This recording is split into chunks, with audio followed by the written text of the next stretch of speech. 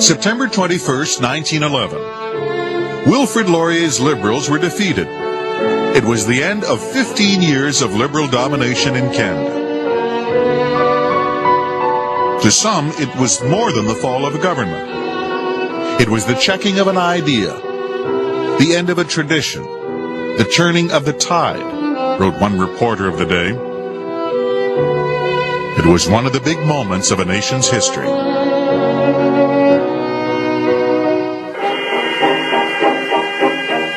Reciprocity became the defining issue of the 1911 election campaign. Free trade between Canada and the United States dominated the news. For Laurier, it was an issue of economic growth. He argued the Canadian economy could only be improved by lowering tariffs and expanding markets. The Conservatives, with Robert Borden at the helm, opposed reciprocity. No truck or trade with the Yankees, read their campaign slogans. 8 months before the election, Laurier had already negotiated a free trade agreement with President Taft of the United States. The U.S. Congress ratified the agreement, but in Canada, it was a subject of considerable debate in the House of Commons. Initially, Canadians embraced the deal.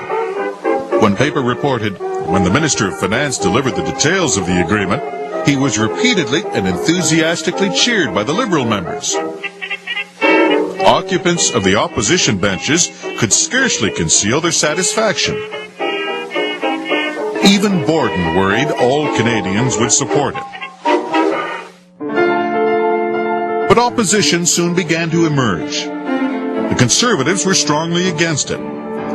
"We must decide," Borden said, "whether the spirit of Canadianism or continentalism shall prevail on the northern half of the continent."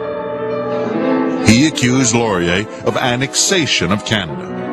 Opposition in Laurier's own party began to surface. 18 prominent Liberal members issued Laurier with a manifesto stating the reciprocity agreement was the worst blow to threaten Canadians' nationality. The 18 left the party and campaigned with Borden's Conservatives. Still confident of the reciprocity agreement's popularity, Laurier accepted the Conservative challenge for an election. It was called for September 21st, 1911.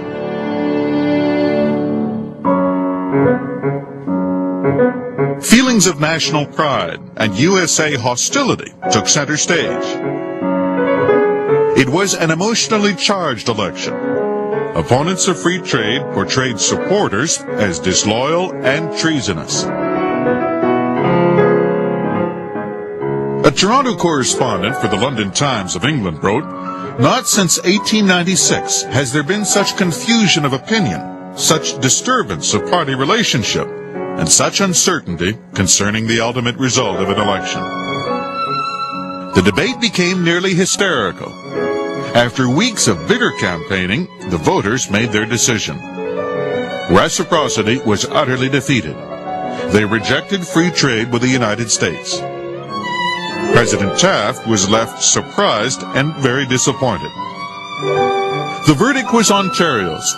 Businessmen and manufacturers of central Canada saw reciprocity as a menace to Canadian industry.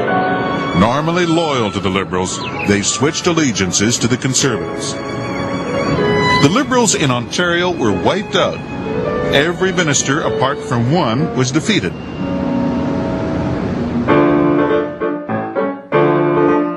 In Quebec, another issue dominated the campaign: the Navy. January 1910. Laurier introduced the Naval Service Bill. It caused controversy. The Canadian public was divided. Conservatives dubbed Laurier's new policy as the Tin Pot Navy. Quebec nationalists, led by Henri Bourassa, saw it as a question of imperialism. He branded Laurier's policies as moral evils. Afraid the Canadian Navy was going to allow Britain too much influence over Canadian affairs, Bourassa led the anti-imperialist fight against the Liberals. He joined forces with Borden's Conservatives. Credited with building the Liberal Party in Quebec, Laurier saw his support diminish, but not disappear. Quebec showed faith in Laurier. The Liberals held 38 seats in Quebec. The Conservatives jumped from 11 to 27. Laurier's government was overwhelmed. Borden won a majority. During the campaign, Laurier remarked, "I'm branded in Quebec as a traitor to the French, and in Ontario as a traitor to the English. In Quebec, I'm attacked as an imperialist, and in Ontario as an anti-imperialist." Such is the nature of Canadian politics. The 1911 election changed the nature of Canadian politics forever. It was the beginning of a long tradition of nationalist parties to emerge out of Quebec. It was the first time a third party became a player on the federal political scene. And Canadian voters made the historic decision to reject free trade with the United States. It was one of the big moments of a nation's history.